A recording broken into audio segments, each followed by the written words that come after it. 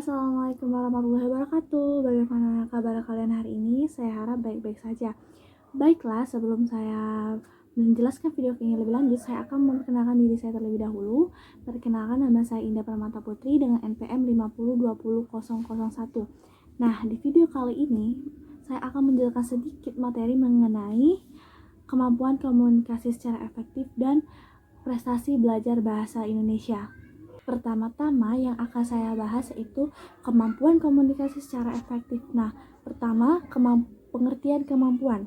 Pengertian kemampuan adalah kecakapan atau potensi seseorang individu untuk menguasai keahlian dalam melakukan atau mengerjakan beragam tugas dalam suatu pekerjaan atau suatu penilaian atas tindakan seseorang. Sedangkan komunikasi adalah suatu proses pembentukan, penyampaian, penerimaan, dan pengolahan pesan yang terjadi dalam diri seseorang atau di antara dua atau lebih dengan tujuan tertentu.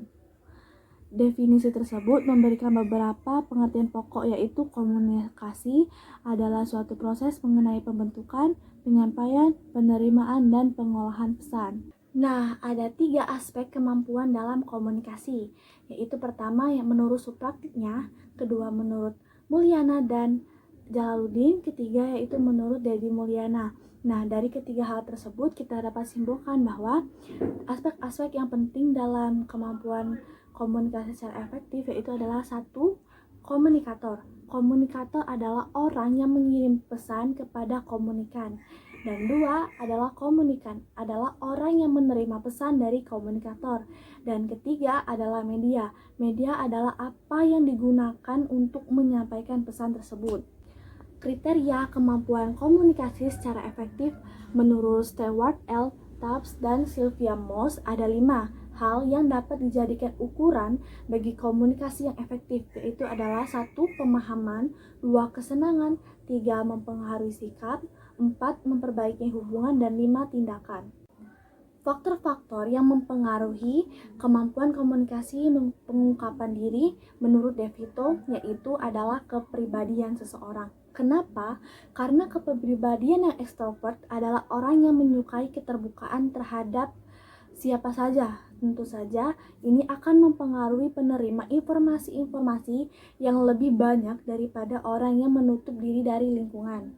Dan menurut Dedi Mulyana sendiri, faktor-faktor yang menentukan keberhasilan menggunakan komunikasi secara lisan sangat ditentukan oleh situasi, ruang, waktu, tema, isi, atau materi, dan juga teknik penyajian. Materi kedua yang akan saya bahas yaitu adalah pengertian prestasi belajar Indonesia. Nah, terlebih dahulu kita akan mengetahui dari pengertian belajar. Apa sih belajar?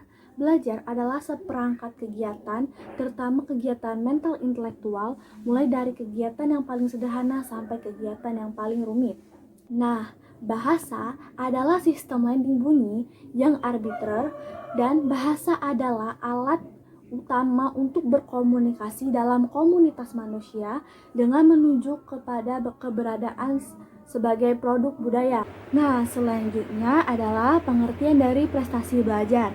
Prestasi belajar adalah hasil yang telah dicapai yang dapat berupa ilmu, kepandaian yang didapat melalui kemampuan mengubah belajar atau kemampuan untuk mengubah tingkah laku yang berpotensial pada dirinya yang dapat diwujudkan dalam bentuk kegiatan tugas, PR, dan hasil tes akhir pembelajaran yang berupa nilai pada suatu mata pelajaran. Nah, yang terakhir dari prestasi belajar bahasa Indonesia adalah hipotesis.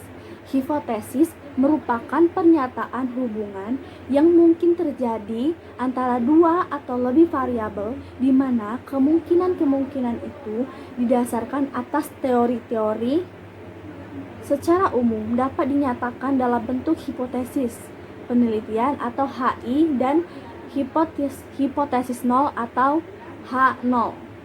Nah, itu saja materi yang dapat saya sampaikan pada video kali ini. Mohon maaf bila banyak kesalahan. Semoga bermanfaat. Saya akhiri. Wassalamualaikum warahmatullahi wabarakatuh.